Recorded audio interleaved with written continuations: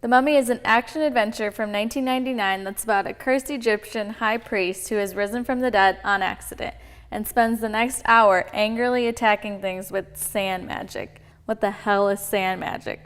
Once you tell me exactly what sand magic is, maybe you can tell me why part of the horrible punishment bestowed upon Imhotep is that if he comes back from the dead, he gets kick-ass powers. Kind of like a double-edged sword, right? Maybe when they're mummifying him alive, they're thinking, what's the lamest magical power we can give him? And then came up with that sand.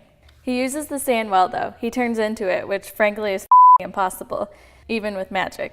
Sand particles and human cells are like not made of the same stuff, you know? Other things you can't do with sand. Kill people by picking them up with sand fountains.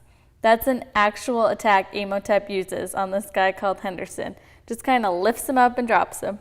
And maybe the sand magic explains why even though they violently, painfully cut his tongue out, he still speaks fluently when he corners that Benny guy. He speaks fluent Hebrew? That's so weird. And why doesn't Benny try an Egyptian protection charm when he's confronted with an Egyptian mummy in an Egyptian tomb in Egypt? And anyway, there's nothing about bringing the curse back to life in the Book of the Dead.